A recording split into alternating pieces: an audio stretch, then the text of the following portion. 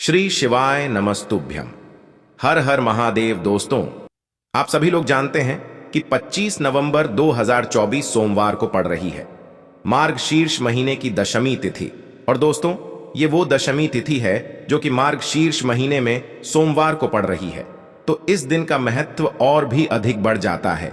और दोस्तों, इसी दिन किया जाने वाला पंडित जी द्वारा बताया गया एक लाल फूल और एक सफेद फूल वाला उपाय आप लोगों को जरूर करना चाहिए, क्योंकि दोस्तों ये एक ऐसा उपाय है जो कि हर दिन नहीं किया जाता। मार्गशीर्ष महीने में जो दशमी तिथि आती है उसी दिन किया जाता है। अगर आप लोगों ने इस उपाय को नहीं किया है या किसी कारणवश नहीं कर पाए हो तो इस दिन इस उपाय से मत चूकना। दोस्तों देखिए, ये दिन इतना खास होता है, इतना महत्वपूर्ण होता है। देखा गया है कभी कभी बड़े बड़े पूजा पाठ अनुष्ठान से जो मनोकामना पूर्ण नहीं होती है, वह मार्गशीर्ष महीने की सोमवार के दिन एक छोटे से उपाय करने से ही आपकी मनोकामना पूर्ण हो जाती है। और बहुत सारे लोगों ने इस उपाय को किया भी है और उनको इस उपाय को करने का फल भी जरूर मिला है।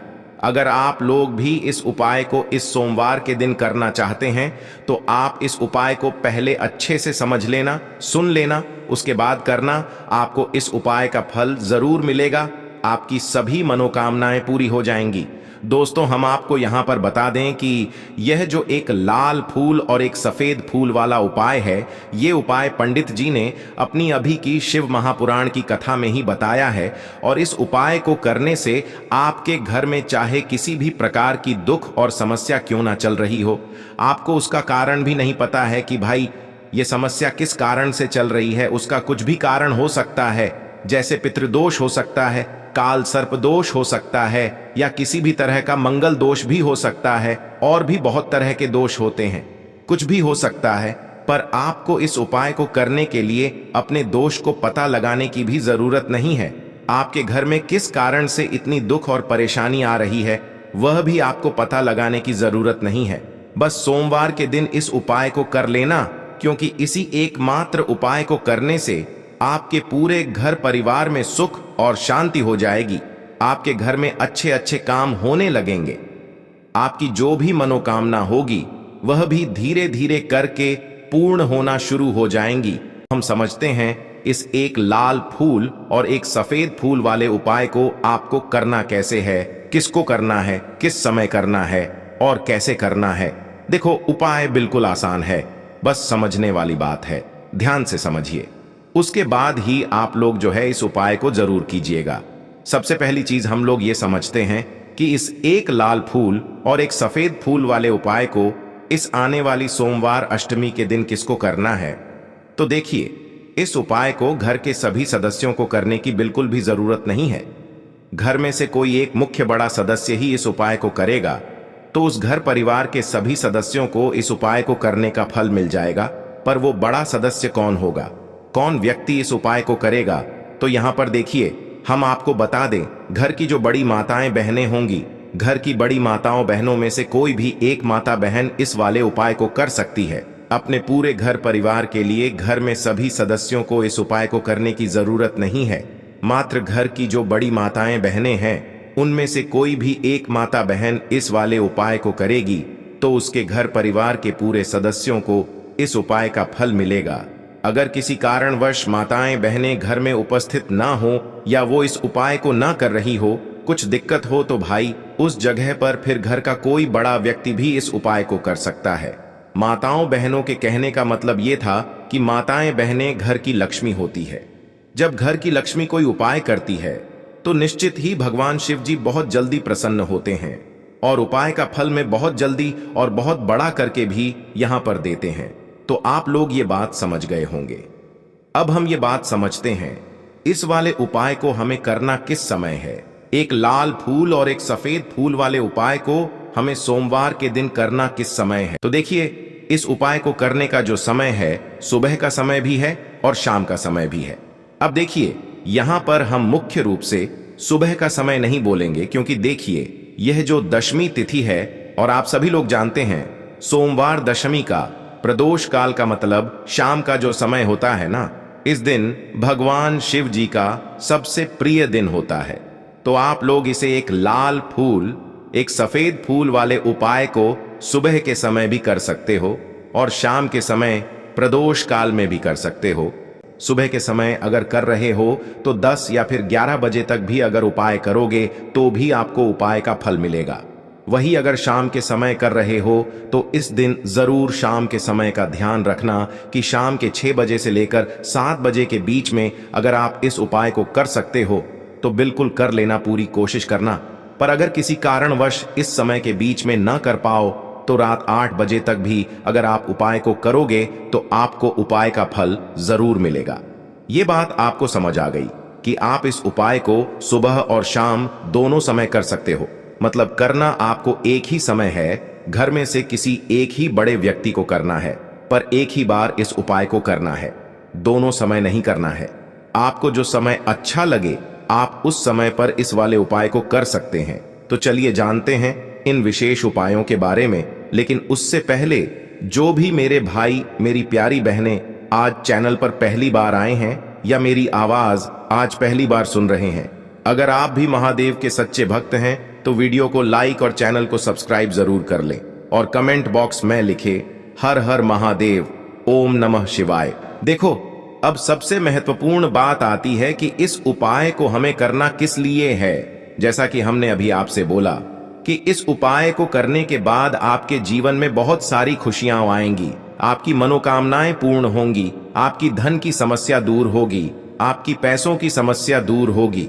अब देखिए, अगर आप लोग सोच रहे हो कि भाई हमें अपना घर बनाना है पर घर बनाने के लिए पैसा नहीं है, हमें गाड़ी लेना है पर गाड़ी लेने के लिए पैसा नहीं है, हमें जमीन लेना है पर जमीन लेने के लिए पैसों की कमी पड़ी डीडीएच रही है। अगर ऐसी ही दिक्कत, परेशानी या किसी भी तरह की धन से जुड़ी हुई समस्या या पैसों से जुड़ी हुई समस्या अगर आपके जीवन में चल रही है तो यह उपाय निश्चित ही आपके जीवन में बहुत सारे फल लाकर दे सकता है। इसीलिए अगर आपके घर में बहुत ज्यादा दिक्कत, समस्या, परेशानी चल रही है, धन से जुड़ी हुई, पैसों से जुड़ी हुई, धन की बहुत ज्यादा कमी आ रही है, पैसों की बिल्कुल आवक नहीं हो रही है, तो भाई आप लोगों को इस वाले उपाय को जरूर करना चाहिए, घर में से किसी एक भी बड़े व्यक्ति को। अब इस उपाय में करना क्या है, वो सबसे पहले हम लोग जान लेते हैं उपाय की सामग्री। हम लोग सबसे पहले जानते हैं कि इस उपाय में किस किस चीज की आवश्यकता पड़ेगी। तो देखिए, उपाय का नाम तो एक लाल फूल और एक सफेद फूल वाला उपाय है, पर इस उपाय में कुल मिलाकर 4 सामग्री हमें लगने वाली है, जो कि पंडित जी ने खुद सीहोर वाली कथा में बताया है। और जो हम आपको उपाय बताते हैं वो पंडित जी द्वारा बताए गए होते हैं, अलग से हम कुछ भी नहीं बताते हैं। तो यहां पर हम लोग समझते हैं कि इस उपाय की सामग्री क्या है। तो देखो, उपाय की जो सामग्री है वो 4 सामग्री है, जिसमें से सबसे पहली सामग्री है एक बेलपत्र। देखो, बेलपत्र क्या होती है? बेलपत्र जो शिव की शिवलिंग पर चढ़ती है। दूसरी चीज है एक शमी पत्र, शमी पत्र वो जो शिवलिंग पर ही चढ़ता है। तीसरी चीज है दोस्तों एक लाल फूल, जो उपाय का नाम है। तो एक यहां पर आपको लाल फूल लेना है। अब ये लाल फूल कौन सा लेना है? देखो, शिवलिंग के ऊपर जो लाल फूल चढ़ता हो उनमें से कोई भी एक लाल फूल पसंद कर लेना और वो कहीं से तोड़कर या कहीं से खरीद कर लेकर आना और उस लाल फूल को उपाय में प्रयोग कर लेना। उसके बाद में एक सफेद फूल का विशेष रूप से ध्यान रखना। जो सफेद फूल शिवलिंग पर चढ़ता हो सिर्फ वही सफेद फूल लेकर आना, इसके अलावा कुछ मत लेकर आना, लेकिन केतकी का मत लेना। तो एक एक मात्रा में ही आपको ये चारों सामग्री चाहिए, एक बेलपत्र, एक शमी पत्र, एक लाल फूल और एक सफेद फूल। ये चारों सामग्री आप लोग तैयार करके रख ले। प्रदोष काल में या सुबह के समय जब भी आप इस उपाय को कर रहे हैं, जैसे ही आपके उपाय की सामग्री तैयार हो जाती है तो क्या हम सीधा उपाय को करने के लिए इन चारों सामग्री को लेकर उपाय करने के लिए जा सकते हैं? नहीं, तो यहां पर आपको इस बात का ध्यान रखना है कि हम भगवान शिव जी को प्रसन्न करने के लिए तो जा रहे हैं, हम अपनी मनोकामना को पूर्ण करवाने के लिए तो जा रहे हैं, पर हमें यह दर्शाना बिल्कुल भी नहीं है कि हम सिर्फ अपने फायदे के लिए भगवान शिव जी के मंदिर में आए हैं। इसलिए हम इस उपाय को करने के साथ साथ में भगवान शिव जी की पूजन अर्चना के लिए कुछ सामग्री भी जरूर लेकर जाएंगे। जैसे कि सुबह के समय अगर आप उपाय को कर रहे हो, इस एक लाल फूल और एक सफेद फूल वाले उपाय को, तो भाई सुबह के समय आपको एक लोटा जल लेकर जाना है। जो लोग प्रतिदिन शिव जी के मंदिर जाते हैं, पूजन अर्चना करते हैं, जल चढ़ाते हैं, फूल बेलपत्र सब कुछ चढ़ाते हैं, भाई वो अपनी पूजन अर्चना वैसी की वैसी ही करना। बाकी जो सिर्फ उपाय को करने के लिए जा रहा है, जो कुछ भी लेकर नहीं जा रहा है, उसे कम से कम एक लोटा जल अपने घर से जरूर भर कर लेकर जाना। अगर आप उपाय को कर रहे हो, है ना, क्योंकि इस वाले उपाय को आप भगवान शिव जी की पूजन अर्चना करने के बाद ही करना। वहीं अगर बात करें शाम के समय की, अगर कोई व्यक्ति शाम के समय प्रदोष काल में इस वाले उपाय को कर रहा है, तो भाई आपको मात्र एक घी का दीपक तैयार करना है। ये बात हम हमेशा बोलते हैं, शाम के समय प्रदोष काल में कोई कर रहे हो ना, तो दीपक का विशेष महत्व होता है। सोमवार के दिन का प्रदोष काल में जो भी व्यक्ति दीपक जलाता है ना भाई, उसके जीवन से सारी दुख और परेशानियां भी दूर होती हैं। तो भाई इस दिन दीपक का विशेष रूप से ध्यान रखना आप लोग। अगर आप इस उपाय को शाम के समय प्रदोष काल में कर रहे हो, है ना, ये जो दीपक आप लोग लोगे, ये आटे का लोगे। जो आटा आप गूंद दोगे उसके अंदर कुछ भी मत डालना, मात्र सादा आटा लगाकर उसे तैयार कर लेना और एक मीडियम साइज का दीपक तैयार कर लेना। वो दीपक ना ज्यादा छोटा हो ना ज्यादा बड्ढा हो, है ना। उसके बाद में दीपक आपका तैयार हो जाए तो इसके अंदर जो बत्ती रखोगे वो गोल बत्ती रखोगे। देखो गोल बत्ती भी दो तरह की होगी, एक बाजार की और एक घर वाली। तो कोशिश करना अपने घर में जो रुई रखी हुई है, उस रुई से आप लोग एक गोल बत्ती अपने ही हाथों से बनाओ। उपाय का फल अच्छा मिलता है। भगवान शिव जी जल्दी प्रसन्न होते हैं जब हम किसी भी उपाय को अपने हाथों से परिश्रम करके तैयार करते हैं। तो आपको उस दीपक के अंदर एक गोल बत्ती रख देनी है। इसके अंदर जो चीज आप लोग डालोगे वो डालोगे। शुद्ध देसी गाय का घी, इस बात का विशेष रूप से ध्यान रखना, क्योंकि भगवान शिव जी का सबसे प्रिय दिन और प्रिय समय पर हम लोग इस वाले उपाय को कर रहे हैं। तो थोड़ा सा शुद्ध देसी गाय का घी इतना डालना कि वो दीपक कुछ समय तक चल सके ना। बाजार वाला मिलावटी घी डालना, न भैंस का घी डालना। शुद्ध देसी गाय का घी आपको ढूंढने में थोड़ी मतलब मेहनत लगेगी और महंगा भी मिलेगा, पर गाय के घी से भगवान शिव जी प्रसन्न होते हैं और उसी शुद्ध देसी गाय की घी से घर में बरकत भी बनी रहती है और हमारे घर में सुख शांति भी बनी रहती है। इसलिए इस शुद्ध देसी गाय का घी को अपने घर में हमेशा रखा करो। वो भगवान शिव जी के कार्यों में भी उपयोग में आता है और उपायों में भी हम लोग प्रयोग कर सकते हैं। तो यहां पर आपकी सारी तैयारियां हो चुकी हैं। उपाय को करते समय शुद्धता का विशेष रूप से ध्यान रखिएगा। सुबह कर रहे हो तो भाई सुबह तो आपको स्नान करना ही करना है। बाकी शाम को कर रहे हो तो शाम को मात्र हाथ मुंह धोकर भी आप लोग इस वाले उपाय को कर सकते हो। कोई दिक्कत वाली बात नहीं है भाई।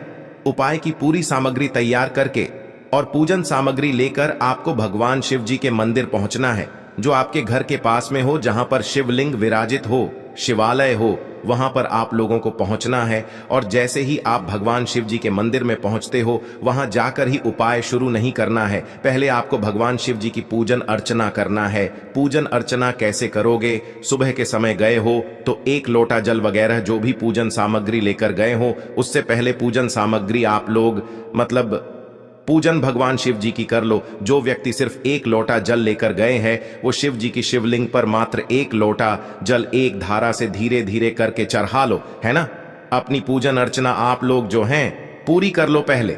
उसी के बाद अगर आप शाम के समय कर रहे हो तो पहले जाकर बैठना है भगवान शिव जी के शिवलिंग के पास में। आप जो दीपक तैयार करके लेकर आए हो, उस दीपक को पहले जलाना है। ये जो दीपक आप लोग जलाओगे ना, ये किसी और की माचिस से मत जलाना, अपनी ही माचिस अपने ही घर से लेकर आना और इस दीपक को अपने ही माचिस से जलाना। अगर आपने मंदिर की माचिस या किसी और की माचिस ले ली इस उपाय को करने में, इस उपाय का फल उस व्यक्ति को भी थोड़ा बहुत मिल जाएगा। इस बात का ध्यान रखना, अपने घर से अपनी ही माचिस लेकर जाना और इस दीपक को जलाना। दीपक को जलाने के बाद भगवान शिव जी की शिवलिंग के पास में रख देना।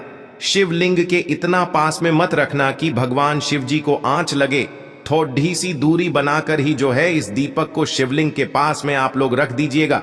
अब जैसे ही आपकी पूजन अर्चना हो जाती है, भगवान शिव जी के शिवलिंग के सामने या आसपास कहीं पर भी बैठ जाइए उपाय को करने के लिए। और उपाय को करने से पहले आप लोग अपनी वह चारों पूजन सामग्री निकाल लीजिए। उपाय की जो सामग्री है वो निकाल लीजिए और भगवान शिव जी के शिवलिंग के ऊपर एक माता अशोक सुंदरी जी का स्थान देख लीजिए। माता अशोक सुंदर जी का जो स्थान होता है वो जलाधारी के ऊपर होता है, जलाधारी के बिल्कुल बीचों बीच में होता है। आप लोगों ने देखा भी होगा शिवलिंग की जलाधारी होती है। जलाधारी के बिल्कुल बीचों बीच का जो स्थान होगा वो माता अशोक सुंदर जी का स्थान होगा, क्योंकि यहीं पर हमें ये जो है उपाय को करना है।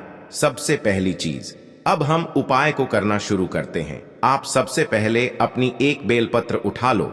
एक बेलपत्र को आपको माता अशोक सुंदरी जी वाले स्थान पर सबसे पहले समर्पित करना है। बेलपत्र की डंडी का मुख होगा जलाधारी की तरफ, जहां से जल बहता है और नीचे गिरता है, और बीच वाली बड्डी पत्ती का मुख मतलब शिवलिंग की तरफ होगा। इस तरीके से आपको इस बेल पत्र को माता अशोक सुंदरी जी वाले स्थान पर समर्पित कर देना है। उसके बाद में अपनी एक शमी पत्र उठा लो जो आप उपाय के लिए लेकर आए हुए हो।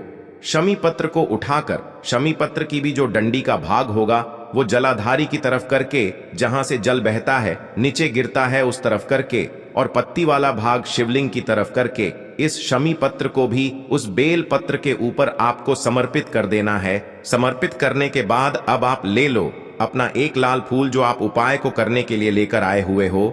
इस लाल फूल का जो खिला हुआ भाग होगा, चाहे वो गुलाब का फूल हो, चाहे कोई सा फूल जो शिवलिंग पर चढ़ता हो, भाई उस फूल का जो खिला हुआ भाग होगा वो शिवलिंग की तरफ होगा। बाकी जो पीछे का भाग होगा फूल का वो जलाधारी की तरफ, जहां से जल बहता है नीचे गिरता है उस तरफ होगा। और आखिरी में आपका जो एक सफेद फूल बचा हुआ है, इस सफेद फूल को भी आपको लेना है और सफेद फूल का जो खिला हुआ भाग होगा वो शिवलिंग की तरफ होगा, जहां पर शिवलिंग रखा हुआ है उस तरफ होगा, और डंडी का भाग जलाधारी के पीछे की तरफ हो जाएगा। मतलब जो जहां से जल बहता है और नीचे गिरता है। जब आप लोग एक बेलपत्र, एक शमी पत्र और एक लाल फूल, एक सफेद फूल चढ़ा रहे हो, तो उस समय आप लोगों को कांता भगवान या कांता चक्र का नाम लेते हुए ही जो है इस उपाय को करना है, और भगवान शिव जी और नारायण जी का स्मरण करते हुए ही इस उपाय को आपको करना है। तो जब भी आप एक बेल पत्र, एक शमी पत्र, एक लाल फूल और एक कमी हो रही है, जो भी दुख और समस्या परेशानी चल रही हो, आपको अपनी वह दुख और परेशानी जो है भगवान शिव जी से उपाय को पूरा करने के बाद वहीं पर पास में बैठकर बोल देना है। हाथ जोड़ के आंखें बंद करके अपनी परेशानी और श्री शिवाय नमस्तुभ्यम का जाप करना है। दोस्तों, आज हमने इस वीडियो में कुछ उपाय बताए हैं जो आपको करने हैं। अगर आपको वीडियो अच्छी लगी हो तो वीडियो को 1 लाइक और चैनल को सब्सक्राइब जरूर करें। हर हर महादेव।